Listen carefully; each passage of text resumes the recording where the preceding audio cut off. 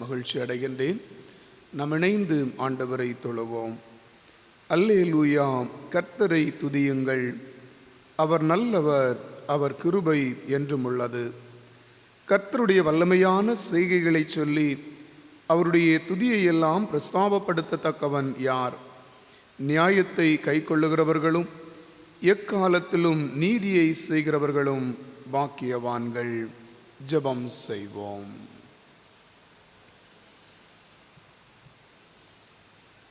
சதா காலங்களிலும் எங்களோடு கூட இருந்து எங்களை காக்கின்றவரும் கரிசனையோடு கவனிக்கின்றவருமாயிருக்கின்ற அன்பு நிறைந்த நல்ல கடவுளை, அமைதலும் ஆசீர்வாதமும் நிறைந்த மகிழ்வான இந்த நாளின் காலை வேளையிலும் உம்முடைய பரிசுத்தமான சமூகத்திலே ஒருமனப்பட்ட உள்ளத்தோடு நாங்கள் கூடி வந்து உம்மை தொழுது சேவிக்கக்கூடிய நல்ல வாஞ்சையுள்ள இருதயத்தை கொடுத்திருக்கிற உம்முடைய தயவுக்காக நாங்கள் உமக்கு நன்றி சொல்லுகின்றோம்.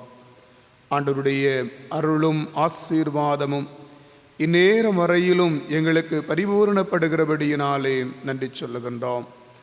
சென்ற நாட்களெல்லாம் ஆண்டவருடைய அபிரிதமான அன்பு எங்களோடு கூட இருந்து எங்களை ஆசீர்வதித்ததை நினைந்து பார்த்து நன்றியுள்ள உள்ளத்தோடு உம்மை தொழுது சேவிக்கின்ற போது இந்த தொழுகையிலும் முழுமையாக எங்களை இணைத்து கொண்டு ஆண்டவருடைய பிரசன்னத்தை உணர்ந்து கொள்ள ஆவியானவர் அனுக்கிரகம் தர வேண்டும் என்று நாங்கள் வேண்டுதல் செய்கிறோம். நம்முடைய பரிசுத்த சன்னிதானத்திலே கூடி வந்திருக்கிற நம்முடைய பிள்ளைகள் அத்துணை பேரையும் ஆண்டவர் ஆசீர்வதியும். இந்த தொழுகையின் வழியாய் உம்முடைய நாமத்தை நாங்கள் மகிமைப்படுத்தவும், ஆண்டவருடைய குணாதிசயங்களை எங்கள் வாழ்வில் நாங்கள் வெளிப்படுத்தி ஆண்டவருடைய வெளிச்சத்தின் பிள்ளைகளாய் வாழ்வதற்கும் வளருவதற்கும் எங்களை நாங்களே தற்பரிசோதனை செய்து சீர்படுத்துவதற்கும் ஆண்டவர் துணை நிற்க வேண்டும் என்று மீட்பராம் இயேசுவின் வழியாய் வேண்டிக் கொள்கிறோம் பிதாவே, ஆமேன். ஆண்டவருடைய பரிசுத்த நாம மகிமைக்காக நாம் அனைவரும் எழுந்து நின்று 53வது கீர்த்தனை பாடலை பாடுவோம். ஓய்வு நாளதை ஆசரித்திடுவீர் உலகில் உள்ளோரே நீர். 53வது கீர்த்தனை பாடல்.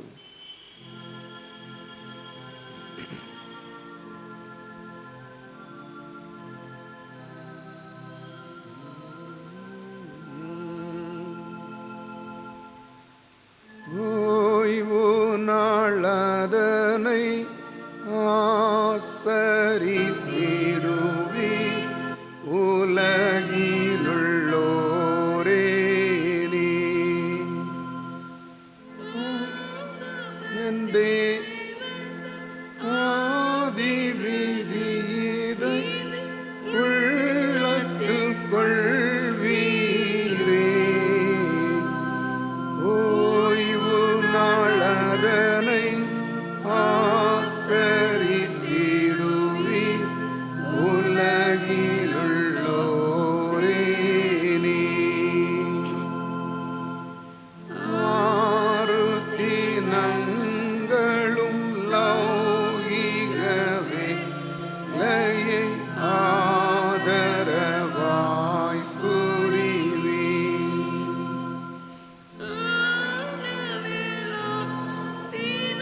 வைதிக வலுவல் அவசியம் பார்த்திடுவீர். ஓய்வு நாளதனை ஆசரித்திடுவீர் உலகிலுள்ளோரே நீர். ஆசோதையாவர்க்கும் அவசியம் வேண்டும் ராதியில் எம்பரனா. ஏழாம் நாள் பரிசுத்தமாக்கின அப்பரிசரீரோ.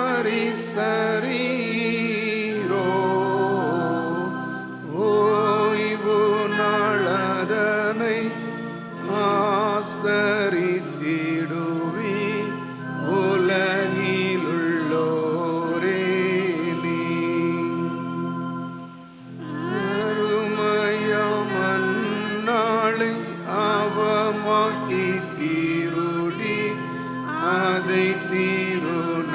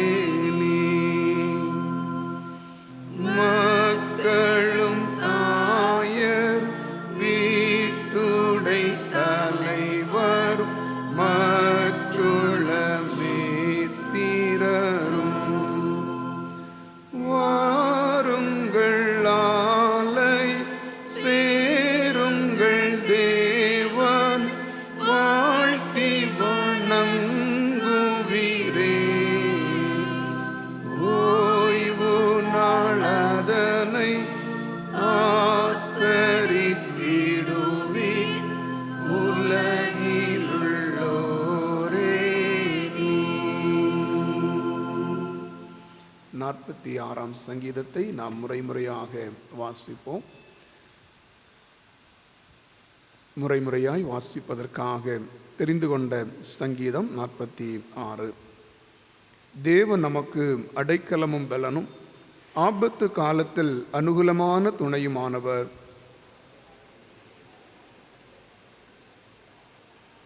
அதன் ஜலங்கள் கொந்தளித்து பொங்கி அதன் பெருக்கினால் பர்வதங்கள் அதிர்ந்தாலும் நாம் பயப்படோம்.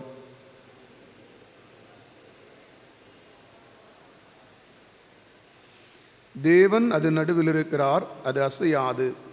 அதிகாலையிலே தேவன் அதற்கு சகாயம் பண்ணுவார்.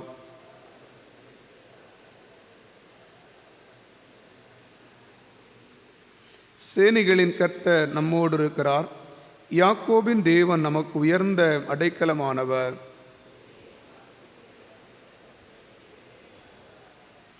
அவர் பூமியின் கடைமுனை மட்டும் யுத்தங்களை ஓய பண்ணுகிறார்.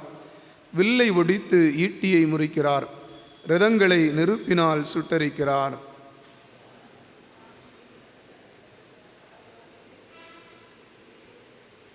சேனைகளின் கர்த்தர் நம்மோடு இருக்கிறார். யாக்கோபின் தேவன் நமக்கு உயர்ந்த அடைக்கலமானவர். ஆதியிலும் பிதாவுக்கும் குமாரனுக்கும் பரிசுத்த ஆவிக்கும் மகிமை உண்டாவதாக. ஆதியிலும் இப்பொழுதும் எப்பொழுதும் சதா காலங்களிலும் மகிமை உண்டாவதாக. ஆமேன். முழங்கால் படியிட்டு ஜெப நிலையிலே நம்முடைய பாவங்களை மனத்தாழ்மையாக அறிக்கை செய்வோம். தன் பாவங்களை மறைக்கிறவன் வாழ்வடைய மாட்டான். அவைகளை அறிக்கை செய்து விட்டு விடுகிறவனோ இரக்கம் பெறுவான். ஆண்டவருடைய பரிசுத்தமான சமூகத்தில் ஜெபத்தோடு வந்து ஆண்டவரை தொழுது கொள்ளுகின்ற நாம் ஒரு விசை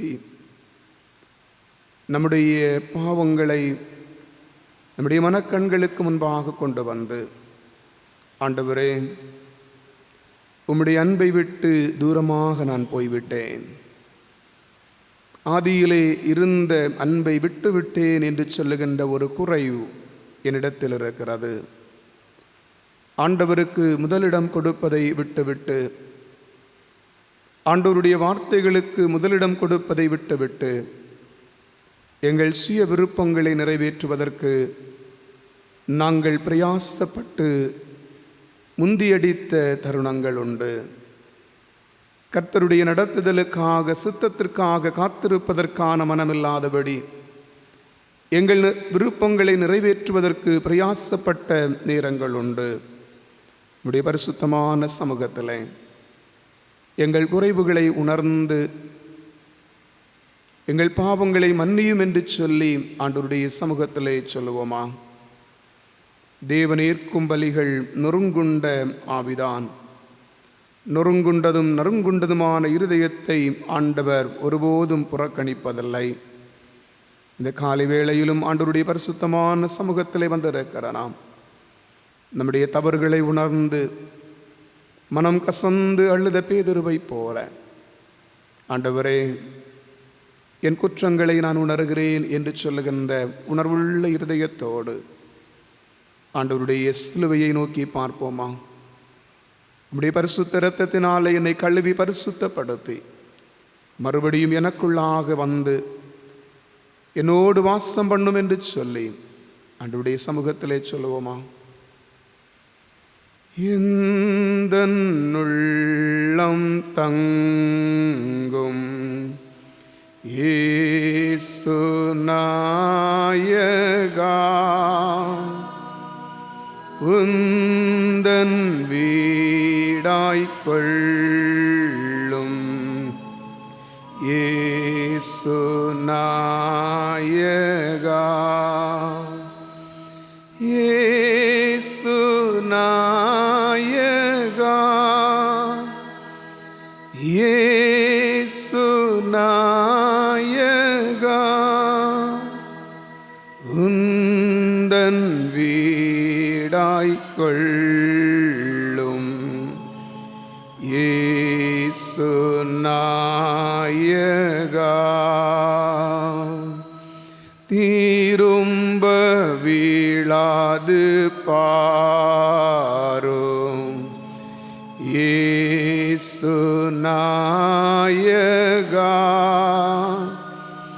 கிருபை ஈளாது காரும் இயேசு நாயகா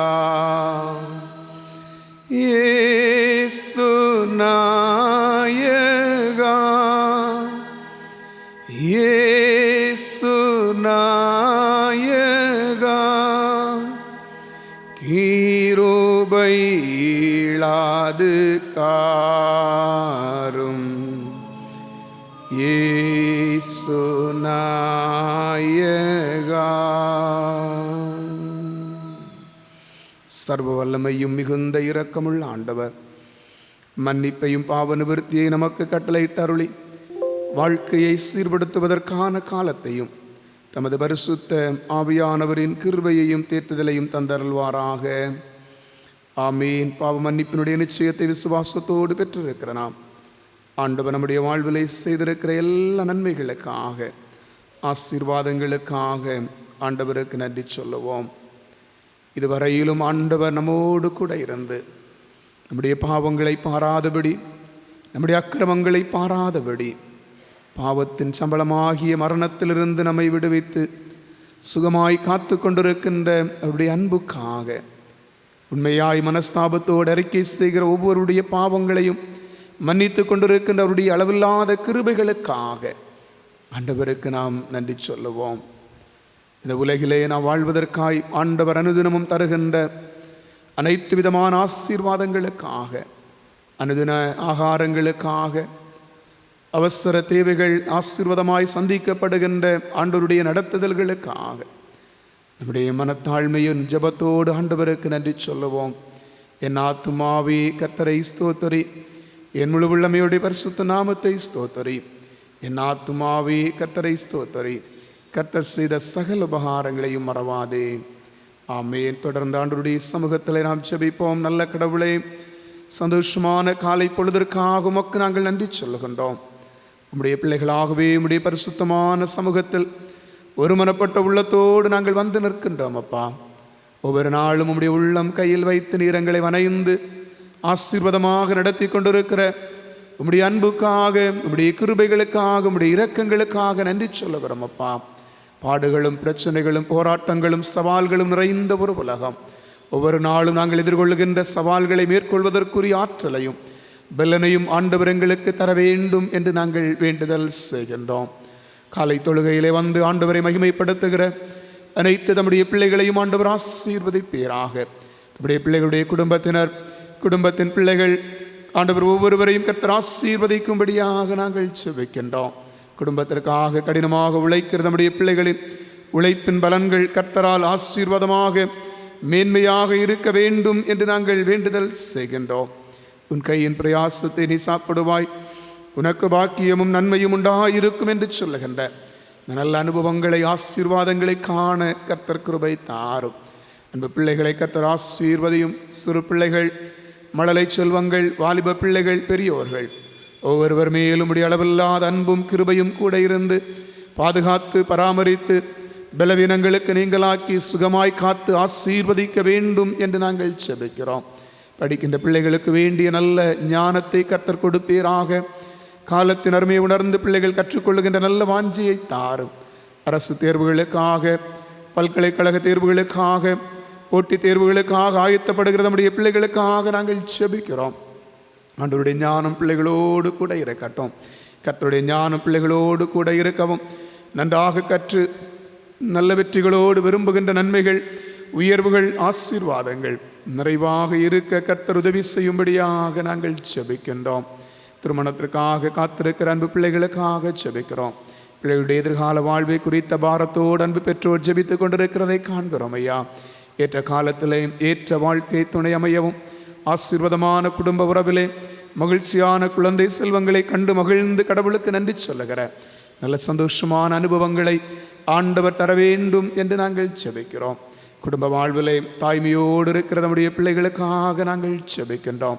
வேறுகாலத்திற்காக ஜெபத்தோடு ஆயத்தப்படுகிற பிள்ளைகள், காத்திருக்கிற பிள்ளைகளை கர்த்தர் கரம் பிடித்து நடத்தும்படியாகவும், ஏற்ற நாளில் ஆசீர்வாதமான குழந்தை செல்வத்தை கண்டு மகிழ்ந்து ஆண்டவருக்கு நன்றி சொல்லுகிற அனுபவத்தை கர்த்தர் தர வேண்டும் என்று நாங்கள் ஜெபிக்கிறோம். நெடுநாட்களாக குடும்பத்தின் வாழ்விலே குழந்தை பாக்கியத்திற்காக பொருத்தனைகளோடு ஜெபத்தோடு காத்திருக்கிற நம்முடைய பிள்ளைகளுக்காக நாங்கள் ஜெபிக்கிறோம். அந்நாளுடைய ஜெபத்தை கேட்ட ஆண்டவர் தம்முடைய பிள்ளைகளுடைய மனவேண்டுதலையும் ஆண்டவர் கேட்டு மனதில் இருக்கிற துக்கங்கள், வேதனைகள், கவலைகள், கஷ்டங்கள் எல்லாம் மாறவும் ஆசீர்வாதமான குழந்தை செல்வங்களோடு முன்னேறி செல்ல கர்த்தர் கிருபை தாரும். தூரமான இடங்களிலே, தூரமான தேசங்களிலே வேலை நிமித்தமாக இருக்கிற நம்முடைய பிள்ளைகள், படிப்பு நிமித்தமாக இருக்கிற பிள்ளைகள், விடுதிகளிலே தங்கி தனித்திருக்கிற பிள்ளைகள், குடும்பமாக கூடி வாழுகின்ற நம்முடைய பிள்ளைகள் எல்லாரையும் ஆண்டவர் ஆசீர்வதியும். சமீபத்திற்கு மாத்திரமல்ல, தூரத்திற்கும் தேவனாகவே இருக்கிறீரப்பா. தெய்வீகமான சமாதானம் ஒவ்வொருவருடைய வாழ்விலும் நிறைவாக தங்கியிருந்து ஆண்டவர் ஆசீர்வதிக்க வேண்டும் என்று நாங்கள் வேண்டுதல் செய்கின்றோம். ஆண்டவர் இந்த காலை வேளையிலும் பரிசுத்தமான சமூகத்திலே வர வேண்டும் என்று சொல்லி ஆசைப்பட்டும் வர முடியாத நிலையிலே படுக்கையில் இருக்கிற நம்முடைய பிள்ளைகள், பலவீனங்களோடு கூட இருக்கிற நம்முடைய பிள்ளைகள், மருத்துவமனையிலே சிகிச்சையில் இருக்கிற நம்முடைய பிள்ளைகள் ஒவ்வொருவருக்காக நாங்கள் ஜெபிக்கிறோம். ஆண்டவர் தாமே நம்முடைய பிள்ளைகளுக்கு இரக்கம் செய்யும்படியாக சூழ்நிலைகள் மாறவும், நம்முடைய சமூகத்திலே வந்து கூடி ஆராதிக்கின்ற பாக்கியத்தை பெற்றுக்கொள்ளவும் கர்த்தர் அனுகிரகம் தர வேண்டும் என்று நாங்கள் ஜெபிக்கிறோம். இப்போது நம்முடைய வார்த்தையை படித்து தியானம் செய்வதற்கு நாங்கள் ஆயத்தப்படுகிற போது அவனுடைய சத்திய வசனம் எங்களுக்கு மிகுந்த ஆசீர்வாதமாக இருக்கவும், இப்படி மெல்லிய சத்தத்தை நாங்கள் கேட்கின்ற போது எங்களை நாங்கள் சரி செய்து கொள்ளவும், ஆண்டவருடைய திட்டத்தை நிறைவேற்றுவதற்கு ஒப்புக் கொடுக்கவும் ஆண்டவர் அருள் தாரும். இப்படி வார்த்தையை பகிர்ந்து கொள்ளுகின்ற அன்பு போதகரை கர்த்தர் வல்லமையாக பயன்படுத்துங்க. தேவஞானத்தினாலும் கிருபையினாலும் ஆசீர்வாதங்களினாலும் நிறைத்து ஆண்டவர் தம்முடைய நாம மகிமைக்காக பயன்படுத்த வேண்டும் என்று நாங்கள் ஜெபிக்கிறோம். தாழ்த்தி அர்ப்பணிக்கின்றோம். பொறுப்படுத்திக் கொள்ளும் இயேசுவின் வழியாய் வேண்டிக் கொள்ளுகிறோம் பிதாவே, ஆமேன். பரமண்டலங்களில் இருக்கிற எங்கள் பிதாவே, உம்முடைய நாமம் பரிசுத்தப்படுவதாக, உம்முடைய ராஜ்யம் வருவதாக, உம்முடைய சித்தம் பரலோகத்திலே செய்யப்படுகிறது போல பூமியிலும் செய்யப்படுவதாக. எங்களுக்கு வேண்டிய ஆகாரத்தை இன்று எங்களுக்கு தாரும். எங்கள் கடனாளிகளுக்கு நாங்கள் மன்னிக்கிறது போல எங்கள் கடன்களை எங்களுக்கு மன்னியும். எங்களை சோதனைக்கு பிரவேசிக்க பண்ணாமல் தீமையிலிருந்து ரட்சித்துக் கொள்ளும். ராஜ்யமும் வல்லமையும் மகிமையும் என்னடே முடிவுகளே, ஆமேன். உட்காருங்கள். திருமுறை பாடம் வாசிக்க கேட்போம்.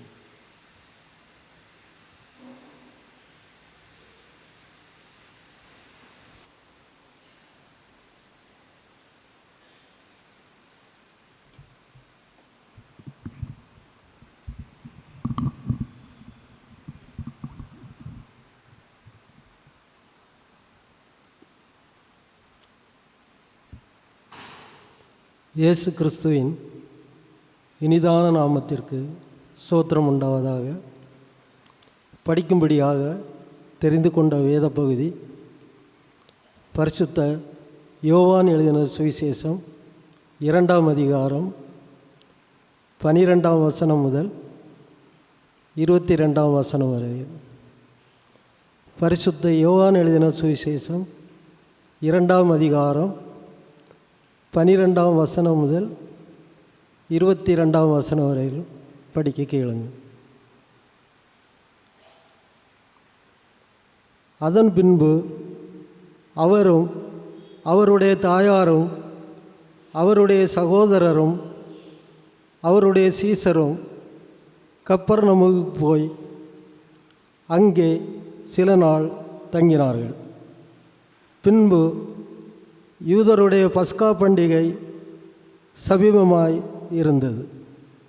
அப்பொழுது இயேசு எருசலேமுக்கு போய் தேவாலயத்திலே ஆடுகள், மாடுகள், புறாக்களாகிய இவைகளை விற்கிறவர்களையும் காசுக்காரர் உட்கார்ந்திருக்கிறதையும் கண்டு கயிற்றினால் ஒரு சவுக்கை உண்டு பண்ணி அவர்கள் யாவரையும் ஆடு மாடுகளையும் தேவாலயத்துக்கு புறம்பே துரத்திவிட்டு காசுக்காரருடைய காசுகளை கொட்டி பலகைகளை கவிழ்த்து போட்டு புறா இருக்கிறவர்களை நோக்கி, இவைகளை இவ்விடத்திலிருந்து எடுத்துக்கொண்டு போங்கள்.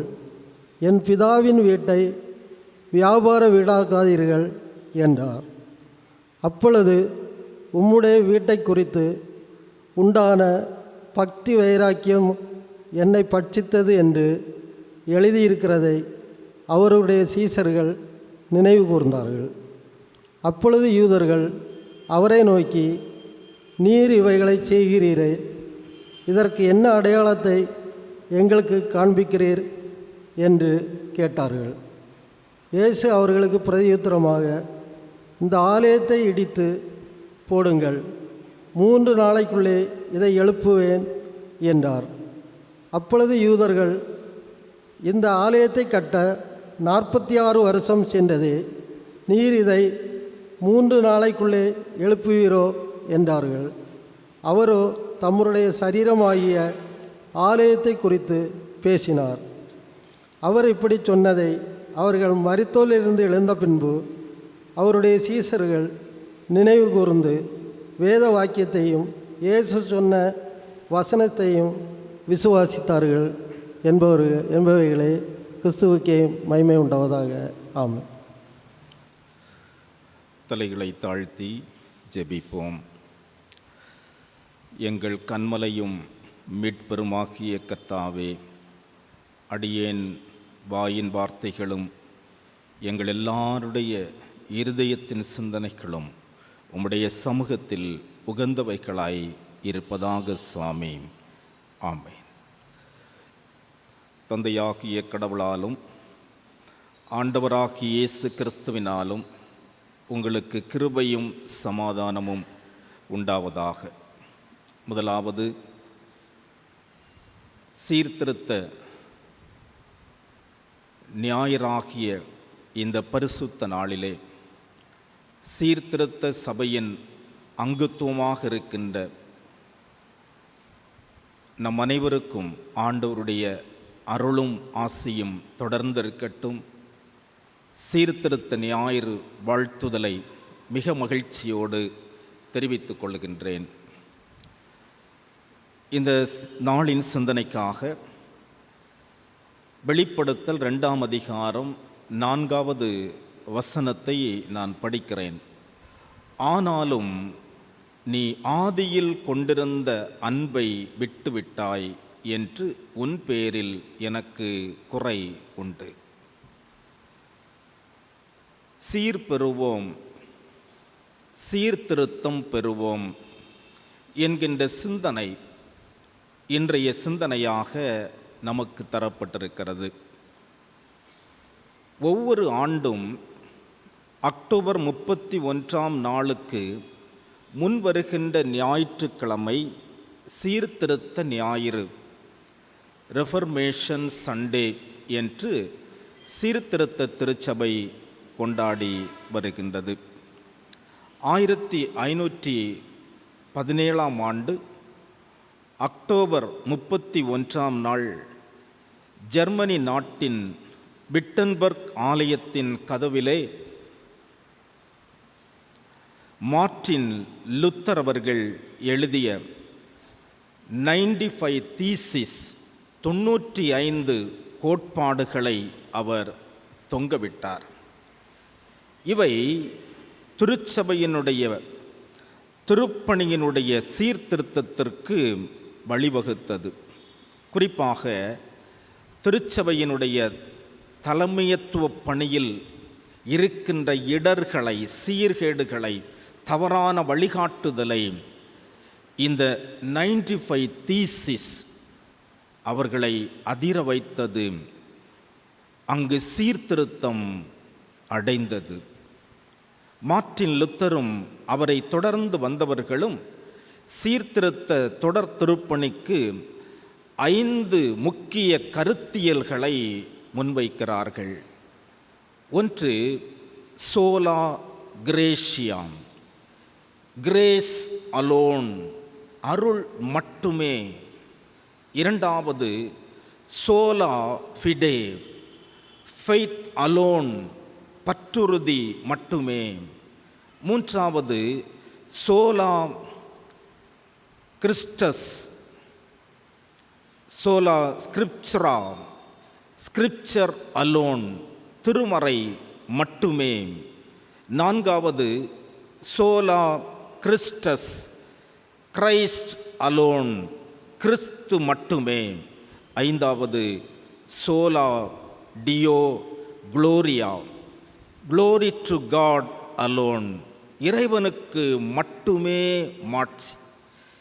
இந்த 5 கருத்தியல்கள் திருச்சபையின் திருப்பணிகளில் ஒரு புதிய தூரக் காட்சியை அளித்து இறைமக்கள் பற்றுறுதியிலும் கடவுளுடைய வார்த்தையிலும் வளருவதற்கு அங்கு உதவியாக இருந்தது. அது மட்டுமல்ல, சீர்திருத்த விடிவெள்ளிகள் என்று சொல்லுகின்ற John Wycliffe, John has, Martin Luther, Ulrich Zwingli, John Calvin போன்ற சீர்திருத்த செம்மல்களை நினைவு கூர்ந்து திருப்பணிகளையும் தனிநபர் வாழ்வையும் மறுசீரமைப்பு செய்வதற்குத்தான் இந்த நாள் நமக்கு தரப்பட்டிருக்கிறது. ஆகவே தான் ரெஃபர்மேஷன் சண்டே, சீர்திருத்த ஞாயிறு.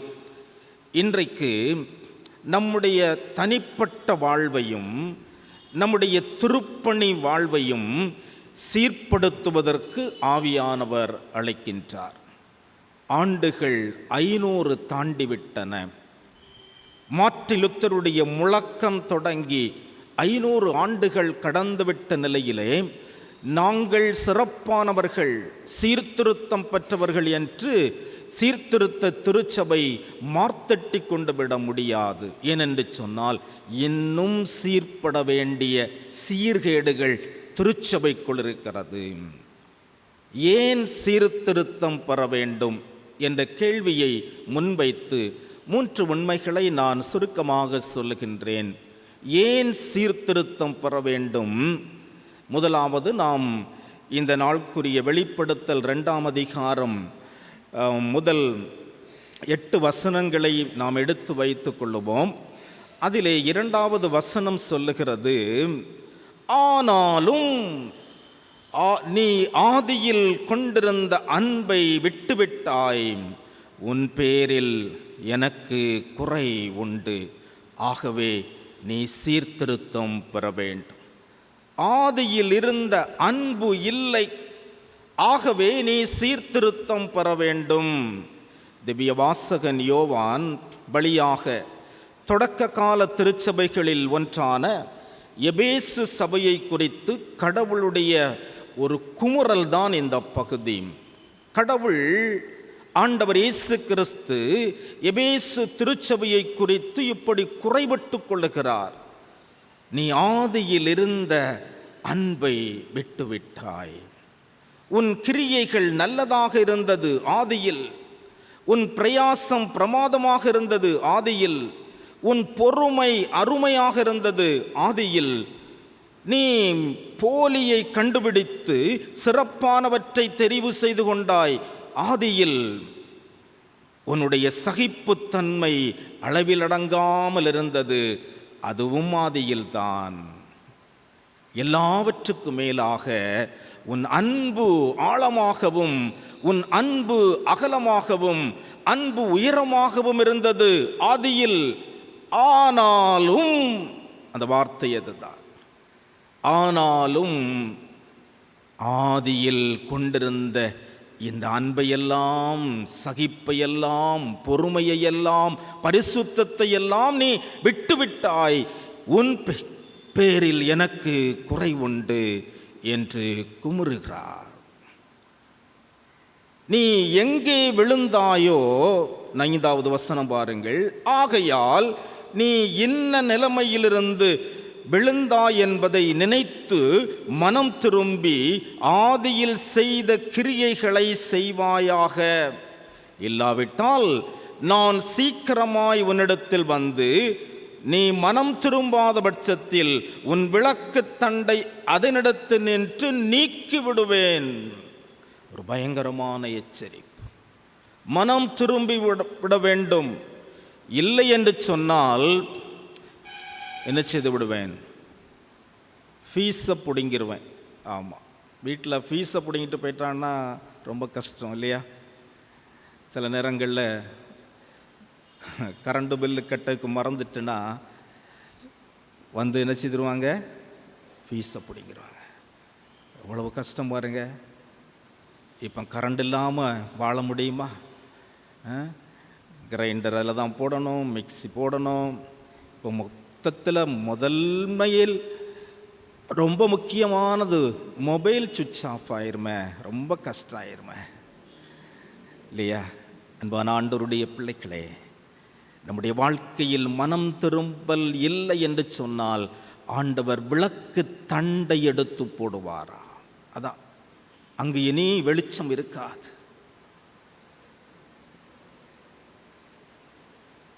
எபேசு சபை சீர்பட மனம் திரும்ப வேண்டும். ஆதியில் கொண்டிருந்த அன்பை விட்டுவிட்டாய். அன்பு என்று சொல்லுகின்ற போது கடவுளின் கட்டளை, அவருடைய வார்த்தை, ஆண்டவருடைய வார்த்தை என்கின்ற அன்பின் கட்டளை, அன்பு உன்னிடத்தில் இல்லாமல் போய்விட்டது. உலகத்திலே முதல் தமிழ் திருமறை சீகன்பால்க் அவர்களால் மொழிபெயர்க்கப்பட்டு அச்சிடப்பட்டு வெளியிடப்பட்டது என்று நமக்கு தெரியும். இந்த திருமறையை நாம் தொடராக பயன்படுத்தி வருகின்றோம், சில மாற்றங்கள் கொண்டு. முதலாவது சீகன்பால்க் எழுதிய அந்த திருமறை தஞ்சாவூர் சரஸ்வதி மகால் நூலகத்தில் வைத்து பாதுகாக்கப்பட்டிருந்ததாம். 2005 அந்த திருமறை காணாமல் போய்விட்டது. காவல்துறையினரும் தொல்பொருள் அறிஞர்களும் பல்வேறு முயற்சியை கொண்டு அந்த திருமறையை கண்டுபிடிப்பதற்கு பிரயாசப்பட்டார்கள். கடைசியாக லண்டனிலே ஜார்ஜ் மன்னன் செகண்ட் நூலக கண்காட்சியில் கூடத்திலே அந்த திருமறை இருப்பதை கண்டறிந்திருக்கிறார்கள். எப்போது என்று சொன்னால் 2022 ஜூலை 8 பாருங்க. 2005 காணாமல் போன இந்த திருமறை 17 ஆண்டுகளாக கண்டுபிடிக்க முடியாமல் இருந்த அரிய உயரிய பொக்கிஷமாகிய சீகன்பால்க்கினுடைய முதல் திருமறை இங்கு இன்னும் கொண்டு வரப்படவில்லையாம். அதற்குரிய முயற்சிகள் நடந்து கொண்டிருக்கிறது என்பது வரலாற்று உண்மை. அன்பர்களே, நாம் பல நேரங்களில் நம்முடைய வாழ்க்கையில் கடவுளுடைய வார்த்தை என்கின்ற கட்டளையாகிய அன்பு காணாமல் போய்விடுகிறது இல்லையா? ஆகவேத்தான் சொல்லுகிறார், நீ ஆதியில் கொண்டிருந்த அன்பை மீண்டும் புதுப்பித்துக்கொள். அந்த அன்பு உன்னிடத்தில் சீர்வர வேண்டும், நீ சீர்திருத்தம் அடைய வேண்டும். விளக்கை கொளுத்தி மரக்காலால் மூடி வைக்காமல் விளக்கு தண்டின் மேல் வைப்பார்கள். ஆமாம், அப்போ தண்டு இருந்தால் தான் ஒரு மனிதன் என்ன செய்ய முடியும்? பிரகாசிக்க முடியும். அல்லேலூயா. தண்டை எடுத்துட்டார்னா விளக்கு கொளுத்தி எங்கே வைப்பது? ரொம்ப கடினம் இல்லையா? அன்பான ஆண்டவருடைய பிள்ளைகளே, ஆண்டவர் நம் பேரில் ஒரு குறைவு இருக்கிறதாக உணர்த்துகிறார். இளையவன் தவிடு பக்கத்தில் இருந்து கொண்டு தகப்பனை நினைக்கிறான். ரிமெம்பர். எழுந்து புறப்பட்டு தகப்பனிடம் வருகிறான். ரிப்பன்ட். பரத்துக்கு விரோதமாகவும் உமக்கு முன்பாகவும் பாவம் செய்தேன் என்று தகப்பனிடம் அறிக்கையிட்டு தன்னை புதுப்பித்துக் கொள்ளுகிறான்.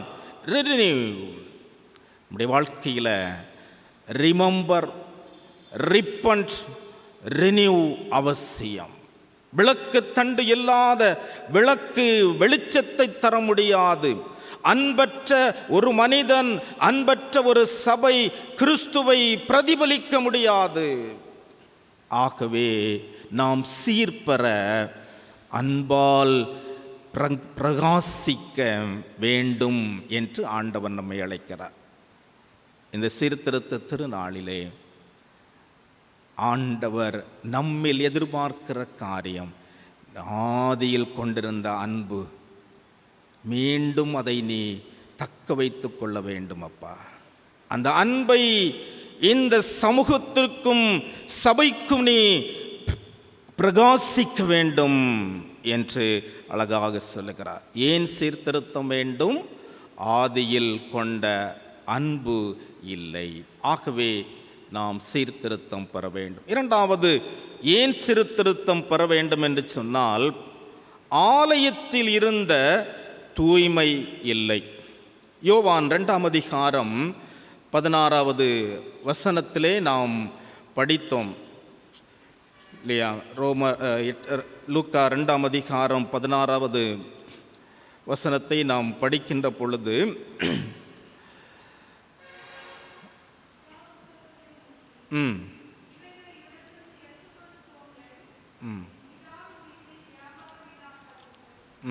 ஆமாம், யோவான் 2ஆம் அதிகாரம் 16வது வசனம்.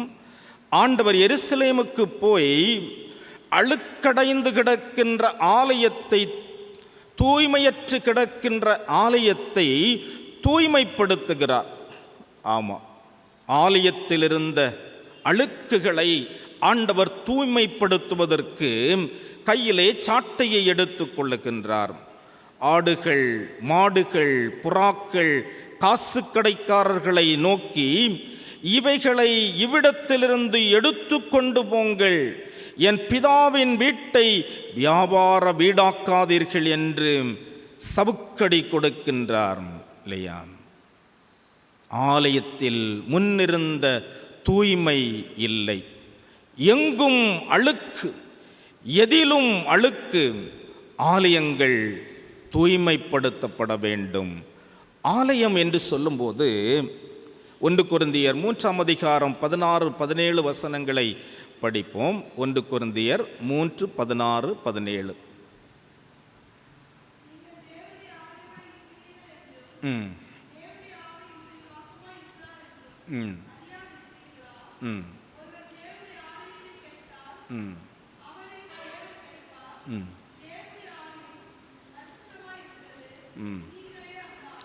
தேவனுடைய ஆலயம் பரிசுத்தமாயிருக்கிறது, நீங்களே அந்த ஆலயம். ஆமா, இந்த ஆலயம் தூய்மைப்படுத்தப்பட வேண்டும்.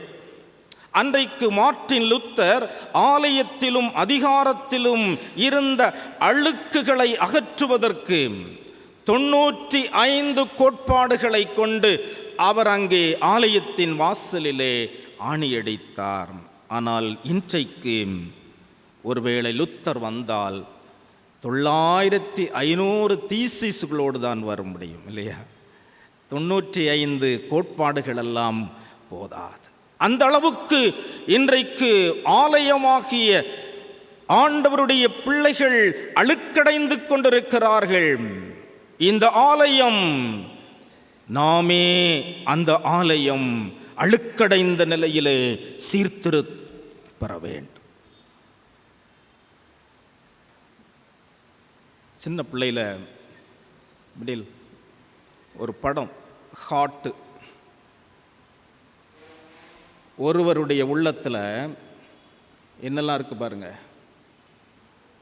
அங்கே சொன்ன மிருகங்களெல்லாம் இருக்குதா? அதுக்கு அடிஷ்னலாகவே இருக்கு இல்லையா? இது அழுக்கடைந்த ஆலயம்.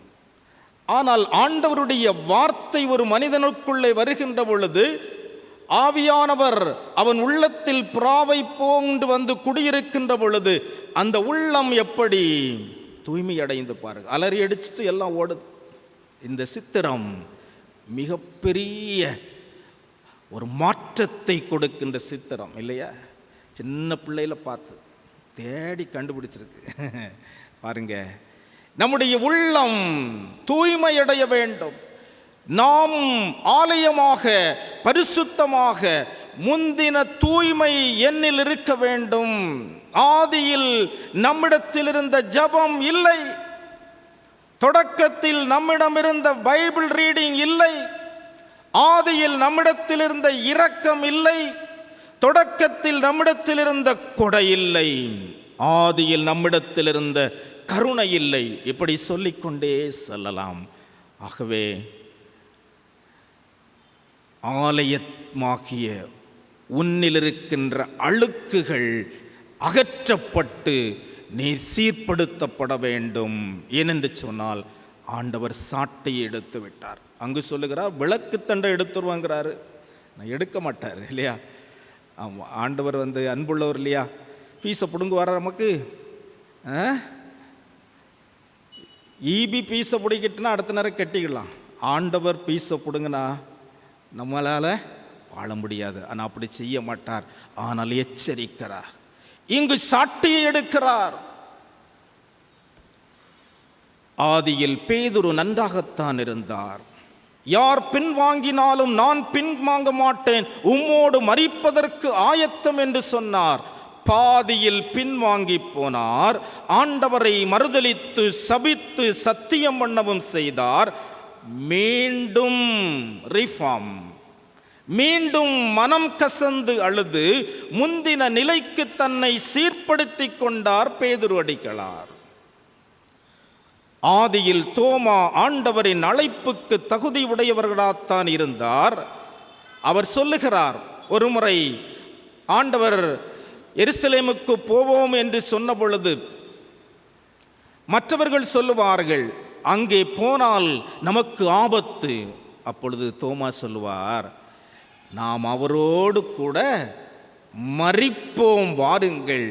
இப்படி வீரவேசம் வீர வசனம் சொன்னவர் ஆண்டவரோடு கூட மரிக்கவும் நான் போவோம் என்று சொல்லி மார்த்தட்டி நின்ற தோமாம் உயிர்த்தெழுதலின் போது சொல்லுகிறார், இந்த ஆண்டவரை நான் பார்க்க வேண்டும், அவருடைய காயத்தில் என்னுடைய விரலை போட வேண்டும், அவருடைய விழாவில் என் கையை போட வேண்டும் என்கின்ற அவிசுவாசம் என்கின்ற ஒரு இருள் அவரை கவ்விக்கொள்ளுகிறது. பாருங்கள், விபரீதமான ஆசை இல்லையா? காயத்தில் விரலை போட்டால் என்ன ஆகும்? வலிக்கும் இல்லையா? விழாவில் கையை போட்டால் எவ்வளவு கஷ்டம். இப்படியெல்லாம் செய்வேன் அப்படின்னு சொல்றார். ஆனால் மாற்றமடைந்த பொழுது அவர் அதை செய்யவில்லை. என்ன செய்தார் தெரியுமா? என் ஆண்டவரே, என் கடவுளே. அந்த தோமாதான் இன்றைக்கு நமக்கு நற்செய்தி கொண்டு வந்தது. ஆண்டவருடைய பிள்ளைகளே, நம்முடைய தொடக்கம் தூய்மையாகத்தான் இருந்தது. ஆதியில் அன்புடையவர்களாகத்தான் இருந்தோம், ஆதியில் தூய்மை உடையவர்களாகத்தான் இருந்தோம்.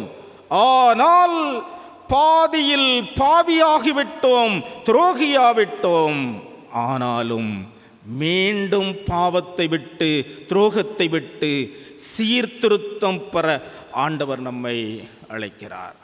ஆமாம், ஆலயத்தில் முன்னிருந்த தூய்மை இல்லை, ஆகவே சீர்திருத்தம் வேண்டும். இறுதியாக அம்பலத்தில் இருந்த சான்று இல்லை.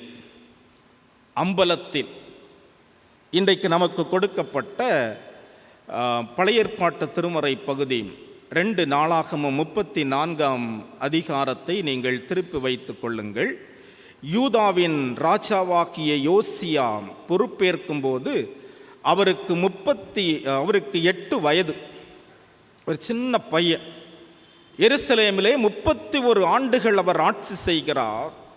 இவருடைய பணிக்காலத்திலே 12ஆம் வருடத்தில் ஆலயத்தை மட்டுமல்ல, இஸ்ரவேல் தேசம் எங்குமுள்ள பலிபீடங்களையும் விக்கிரகங்களையும் தோப்புக்களையும் தகர்த்து நொறுக்கி தூள் தூளாக்கி விடுகிறார். எல்லா சிலைகளையும் வெட்டி போட்ட பின்பு அவர் எருசலேமுக்கு திரும்பி வருகிறார் என்று அங்கே அழகாக பதிவு செய்யப்பட்டிருக்கிறது. இங்கே நாம் எதை புரிந்து கொள்ளுகிறோம் என்று சொன்னால், ஆலயமும் அம்பலமும் தூய்மையாக இருக்க வேண்டும். அதுதான் சீர்திருத்தம். அம்பலம் என்று சொன்னால் சமூகம் இல்லையா? ஆமாம். ஆதியில் கிறிஸ்தவர்கள் ஆலயத்திலும் தூய்மையாக இருந்தார்கள், அம்பலம் என்று சொல்லுகின்ற சமூகத்திலும் அவர்கள் தூய்மை உடையவர்களாக இருந்தார்கள், சான்றுடையவர்களாக இருந்தார்கள் இல்லையா? கிறிஸ்தவர்கள் அன்றைக்கு மதிக்கப்பட்டார்கள், உண்மைதான் பேசுவார்கள் என்று நம்பப்பட்டார்கள், அவர்களின் நற்செயல்களால் போற்றப்பட்டார்கள். வழக்குகள் வருகின்ற பொழுது அந்த ஆபிரகாமிடத்தில் போனால் நமக்கு நீதி கிடைக்கும் என்று சொல்லுகின்ற ஒரு உண்மை, ஒரு நம்பிக்கை சமூகத்தில் இருந்தது ஆதியில். ஆனால் இன்றைக்கு ஆதியில் கொண்டிருந்த இந்த தூய்மை, இந்த சான்று பாதியில் போய்விட்டதே. சாட்சியற்ற கிறிஸ்தவம், கிறிஸ்தவர்களின் இரட்டை வேட வாழ்வை குறித்து ஒரு அருமையான பாடல் ஒன்று உண்டு. அதில் ஒரு சரணத்தை மட்டும் நான் உங்களுக்கு பாடுகிறேன். வாரத்தில் 1 மணி நேரம் நாங்கள் கிறிஸ்தவங்க, மற்ற நேரத்தில் பேரில் தாங்க நாங்கள் கிறிஸ்தவங்க, நாங்கள் கிறிஸ்தவங்க. தாத்தா தாமஸு, அப்பா ஆமோஸு, நானோ போவாசு, இன்னும் என்னங்க. தாத்தா தாமஸு, அப்பா ஆமோஸு, நானோ போவாசு, இன்னும் என்னங்க. ஞாயிற்றுக்கிழமையில வேடத்தை கலைப்பேன், ஆலயத்தில் காபிரியேல் நானேதான், பாட்டு பாடி பரமனோடு ஒன்றிய பின்னே, பாட்டு பாடி பரமனோடு ஒன்றிய பின்னே, பொட்டி வைத்து சுய உருவுல வெளியில வருவேன். தாத்தா தாமஸு, அப்பா ஆமோஸு, நானோ போவாசு, இன்னும் என்னங்க. உப்பாக உலகத்துக்கு இருக்க சொன்னாங்க, குப்பியில் இருக்கும்போது தப்பாங்க. உப்பாக உலகத்துக்கு இருக்க சொன்னாங்க, குப்பியில் இருக்கும்போது தப்பாங்க. தப்பிக்கூட பிறரோட கலந்திட மாட்டோம், தப்பிக்கூட பிறரோட கலந்திட மாட்டோம். எப்போதும் சொல்லும் செயலும் இணைந்திட மாட்டோம். தாத்தா தாமஸு, அப்பா ஆமோஸு, நானோ போவாசு, இன்னும் என்னங்க. தாத்தா தாமஸு, அப்பா ஆமோஸு, நானோ போவாசு, இன்னும் என்னங்க. ஆமாம், நாங்கள்லாம் பாரம்பரிய கிறிஸ்தவர்கள். ஆனால் ஆலயத்தில் காபிரியேல், அம்பலத்தில் இரட்டை வேட வாழ்க்கை வாழ்ந்து கொண்டிருக்கின்ற ஒரு கிறிஸ்தவம் சீர்பெற வேண்டும். அதற்குத்தான் ஆண்டவர் நம்மை அழைக்கிறார். சமூக விரோதிகள் என்கின்ற பட்டியலிலே கிறிஸ்தவர்கள் மெஜாரிட்டி. கொலை செய்தவர்கள், கொள்ளையடித்தவர்கள், விபச்சாரம் செய்தவர்கள் என்பவர்களுடைய புகைப்படங்களை பார்க்கின்ற பொழுது பலருடைய கழுத்தில் சிலுவை தொங்கிக் கொண்டிருக்கிறது. எங்கே கிறிஸ்தவம் சென்று கொண்டிருக்கிறது? ஒன்றை சொல்லி நான் முடிக்கின்றேன். பொஹீமியா நாட்டின் அரசர் புனித வென்ஸ்லாஸ் என்று சொல்லுகின்ற ஒரு மன்னன் சிறந்த ஆட்சியை நம்பிக்கையுடன் அந்த நாட்டு மக்களிடம் அவர் செய்து வந்தார். ஒவ்வொரு நாளும் தன்னுடைய பல்வேறு அலுவலக பணியிலும் மாலை வேளையில் அரண்மனை அருகாமையில் இருக்கின்ற ஆலயத்திற்கு சென்று ஆண்டவரை அவர் தொழுது கொள்ளுவது வழக்கம். அவர் வெறும் காலில் தான் அரண்மனையிலிருந்து ஆலய செல்லுவாராம். அவருடைய பணியாளர் ஒருவர் அவருடன் செல்லுவது வழக்கம். ஒரு நாள் அதிகமான பனிப்பொழிவு, நடப்பதற்கு வழி எதுவும் இல்லாத சூழல். ஆனால் அரசன் தன் வழக்கப்படி வெறும் காலுடன் அரண்மனையிலிருந்து நடந்து சென்று கொண்டிருந்தாள். அங்கு அவருடைய பணியாளரும் சென்று கொண்டிருந்தார் வெறும் காலில். அரசன் வெறும் காலில் நடக்கின்ற போது பணியாள் செருப்பு போட முடியுமா? அவரும் வெறும் காலில் தான் நடந்தார். மிகவும் சிரமப்பட்டார், குளிரால் நடுங்கினார். அரசன் அதை புரிந்து கொண்டு அந்த பணியாளனுடைய நிலைமையை அவர் பார்த்து சொன்னாராம், நீ என் காலடி தடத்தில் உன் காலடிகளை எடுத்து வைத்து வா, அப்பொழுது நடப்பதற்கு உனக்கு சிரமம் இருக்காது, குளிரும் அதிகமாக இருக்காது என்று பணியாளரிடத்திலே சொல்ல, அந்த பணியாளன் அரசனுடைய காலடி தடத்திலே தன்னுடைய காலை பதித்து நடந்து வந்தானாம். அன்பான ஆண்டவருடைய பிள்ளைகளே, கிறிஸ்துவனுடைய அடிச்சுவட்டில் கால் பதித்து நடப்பதால் சிரமமின்றி பயணிக்கலாம், சீர்திருத்தம் பெறலாம். அதற்குத்தான் ஆண்டவர் நம்மை அழைக்கிறார். ஏன் சீர்திருத்தம் பெற வேண்டும்? ஆதியிலிருந்த அன்பு உன்னிடத்தில் இல்லை. ஏன் சீர்திருத்தம் பெற வேண்டும்? ஆலயத்தில் இருந்த தூய்மை இல்லை, ஆகவே சீர்திருத்தம் பெற வேண்டும். ஏன் சீர்திருத்தம் பெற வேண்டும்? ஆலயத்திலும் அம்பலத்திலும் ஒரே மாதிரியான வாழ்க்கை இல்லை, சாட்சியின் வாழ்க்கை இல்லை, ஆகவே நீ சீர்திருத்தம் பெற வேண்டும். ஆதியில் இருந்த அன்பை விட்டுவிடாமல், அகத்தில் இருந்த தூய்மையை இழந்து விடாமல், ஆலயத்திலும் அம்பலத்திலும் சான்று பகர்ந்து சீர்பெறுவோம், சீர்திருத்தம் பெறுவோம். ஆண்டவர் தாமே இதன் மூலமாக மகிமை அடைவார். இறையரசை இந்த உலகத்திலே நாம் சுவைப்போம். கடவுள் தாமே இந்த திருவசனங்களை நம்முடைய வாழ்க்கையில் வடிவமாக்கி கொடுப்பாராக. ஆமென்.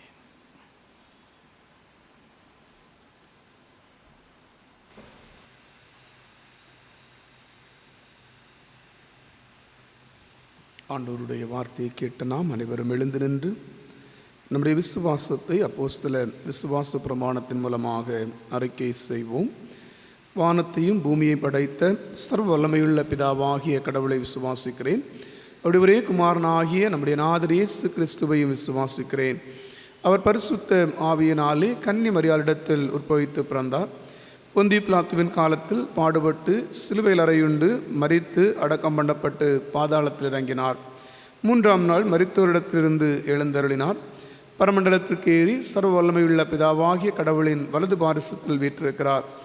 அவ்விடத்திலிருந்து உயிருள்ளோரையும் மரித்தோரையும் நியாயம் தீர்க்க வருவார். பரிசுத்த ஆவியை விசுவாசிக்கிறேன். பொதுவாயிருக்கிற பரிசுத்த சபையும் பரிசுத்தவான்களுடைய ஐக்கியமும் பாவ மன்னிப்பும் மரித்தோர் உயிர்த்தெழுதலும் நித்திய ஜீவனும் உண்டென்று விசுவாசிக்கிறேன். ஆமேன். உட்காருங்கள்.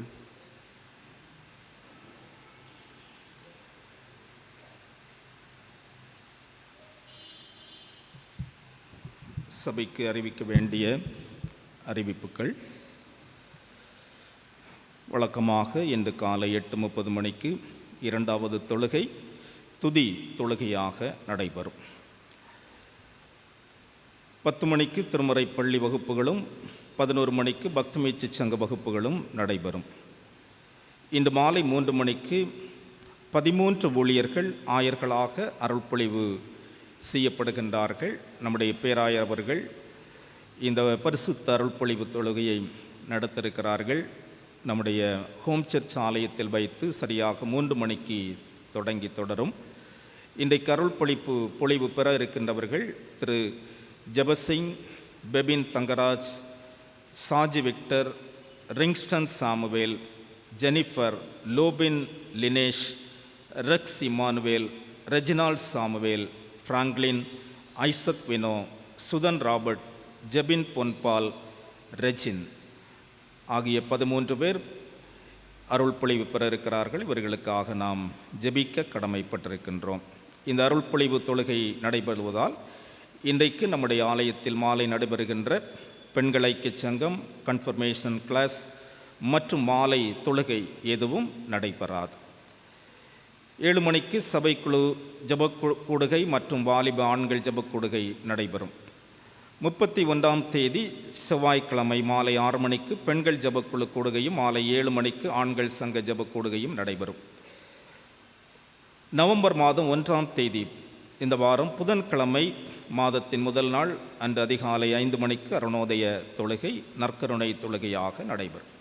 2ஆம் தேதி வியாழக்கிழமை சகல ஆத்துமாக்கள் தினம். அன்று மாலை 4:30 மணிக்கு சபை கல்லறை தோட்ட சிற்றாலயத்தில் வைத்து விசேஷித்த தொழுகை நடைபெறும். இந்த வாரம் வீட்டு ஜபக்கூட்டம் 3ஆம் தேதி வெள்ளிக்கிழமை மாலை 6:30 மணிக்கு திரு ஏ. பால் நேசமணி இலந்தையடி பார்வதிபுரம் அவர்கள் இல்லத்தில் வைத்து நடைபெறும். சபையார் இல்லக்கூடுகையிலே கலந்து கொள்ளும்படி உங்களை அன்போடு கேட்டுக்கொள்கின்றேன். இந்த வாரம் சனிக்கிழமை 4ஆம் தேதி 4:30 மணிக்கு பாடகர் குழு பயிற்சி நடைபெறும். அதைத் தொடர்ந்து மாலை 6 மணிக்கு வாலிப பெண்கள் ஜெபக்கூடுகை பெண்கள் ஜெபக்கூடுகை நடைபெறும். அதிலும் சிறப்பாக பெண்கள் கலந்து கொள்ளும்படி அன்போடு கேட்டுக்கொள்ளப்படுகிறீர்கள். இந்த மாதம் உபவாச கூடுகையின் முடிவிலே நடைபெற்ற மதிய உணவுக்கான செலவுகளை ஏற்றுக்கொண்ட பக்தி முயற்சி சங்க பொறுப்பாளர்கள் மற்றும் பக்தி முயற்சி சங்கத்தினர் அங்கத்தினர் ஒவ்வொருவருக்கும் நன்றி தெரிவிக்கின்றோம். அடுத்த ஞாயிறு அகில உலக ஓய்வு நாள் தினம் அன்று 2ஆம் தொழுகை திருமறைப்பள்ளி ஆசிரியர்கள் மற்றும் மாணவர்களால் நடத்தப்படும். அன்று மதியம் நடைபெறுகின்ற ராலி பெருவிழா தம்பத்துக்கோணம் திருச்சபையில் வைத்து நடைபெறும். மேல் விவரங்கள் திருமறைப்பள்ளியிலே உங்களுக்கு அறிவிக்கப்படும். 2024ஆம் வருடத்திற்கான சபை காலண்டர் அச்சடித்தல் சம்பந்தமாக விலைப்புள்ளி கூறப்படுகிறது. அதற்கான படிவத்தை சபை அலுவலகத்தில் பெற்று பூர்த்தி செய்யப்பட்ட படிவத்தை 11/11/2023 சனிக்கிழமை மாலை 5 மணிக்கு சபை போதகரிடம் வழங்க அன்போடு கேட்டுக்கொள்ளப்படுகிறீர்கள். செட்ரி ஷெரின் ரெனி ஜோசப் நினைவு வேத அறிவு போட்டிக்கான பரிசு பெற்றவர்கள் விவரம் மற்றும் செப்டம்பர் 2023 மாத வரவு செலவு கணக்குகள் தகவல் பலகையில் பார்வைக்காக வெளியிடப்பட்டிருக்கிறது. பென்சாம் மல்டி ஸ்பெஷாலிட்டி ஹாஸ்பிட்டலின் தலைமை மருத்துவர் டாக்டர் JW எபனேஷ் பென்சாம் தலைமையில் நடைபெற்ற மருத்துவ முகாமில் 60 பேர் கலந்து கொண்டு பயன்பெற்றார்கள். அடுத்த மருத்துவ முகாம் 25/11/2023 அன்று நடைபெறும். புதிய ஆர்கன் வாங்குவதற்கான காணிக்கை தந்தவர்கள் மிஸ் ஆர் குளோரி சரோஜினி $970, இதுவரை $32,990. மிஸ்டர் லாட்சன் டாடிடா $1000, இதுவரை $13,000. Mister K Devaraj $1000, Mister P Justin $1000. அன்புக்குரியவர்களே, புதிய ஆர்கன் வாங்குகின்ற இந்த திருப்பணியில் திருச்சபையின் மக்கள் அனைவரும் உங்களுடைய பங்களிப்பை தர வேண்டும்.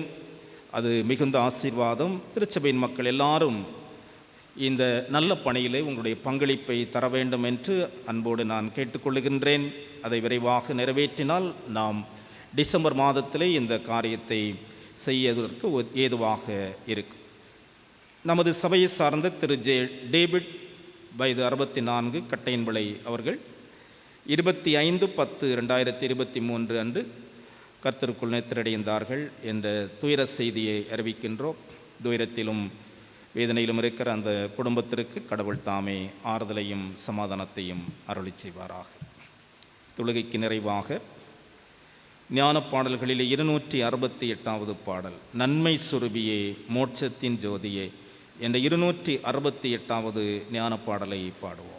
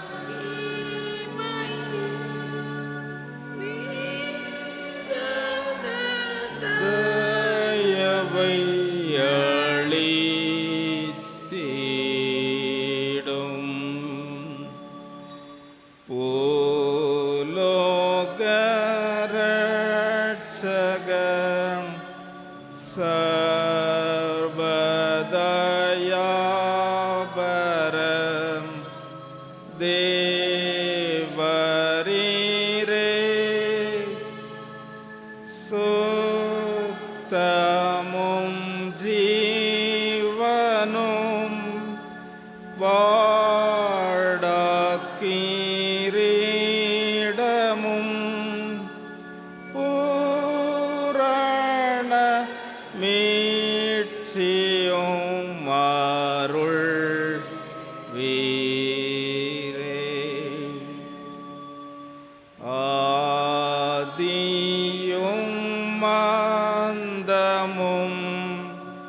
நித்தியம் ஞானமும் தேவரீரே. நீரே என் வாஞ்சனை, நீரே என் தஞ்சமும், சமஸ்த நன்மையும் ஆனவரே.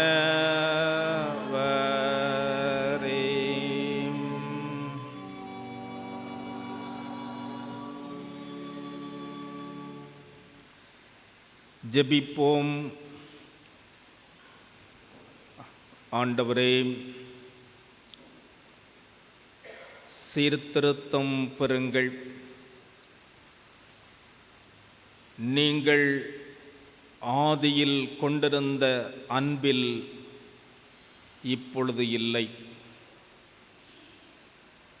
ஆதியில் கொண்டிருந்த தூய்மையில் நீங்கள் இப்பொழுது இல்லை. ஆதியில் கொண்டிருந்த சாட்சி வாழ்க்கை உங்களிடத்தில் இல்லை. ஆகவே சீர்பெறுங்கள், மனம் திரும்புங்கள்.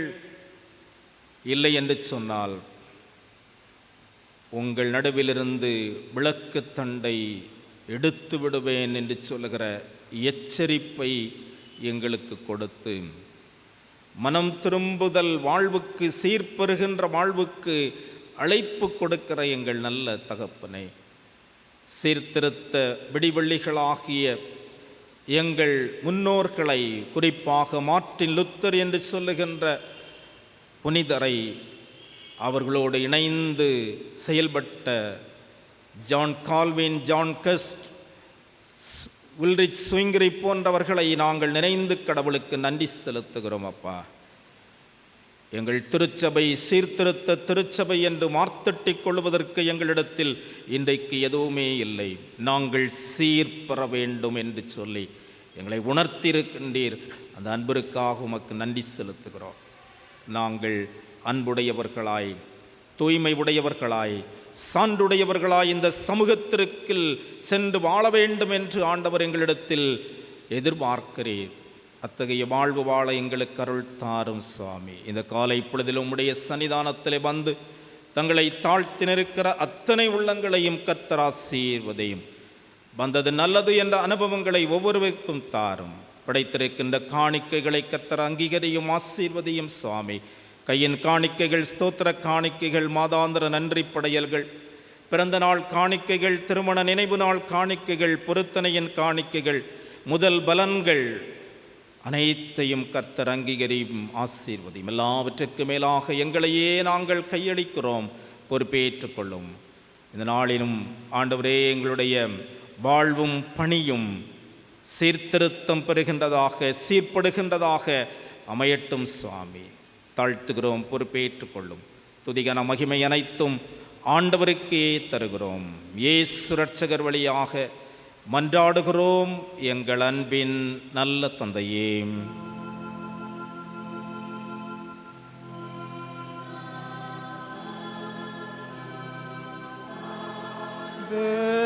தோடே ஆடியாரை அனுப்போ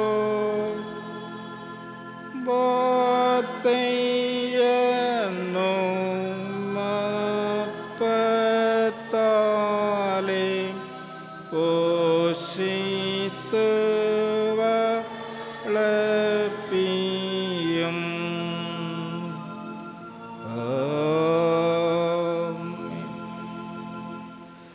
தந்தையாகிய கடவுளின் அன்பும், மைந்தராகிய இயேசு கிறிஸ்துவின் அருளும், தூயாவியானவரின் இணையராத நட்பும் உறவும் சமாதானமும் நம் அனைவரோடும் இன்றும் இனிவரு சதா காலங்களிலும் நிறைவாய் நின்று நிலைப்பதாக. ஆமென். ஆமென்.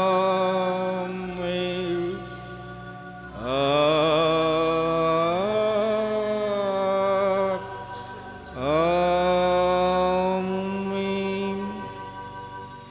ஆண்டவர் உங்களோடு இருப்பாராக. சமாதானத்தோடே சென்று வாருங்கள். கர்த்தருடைய நாமத்தினாலே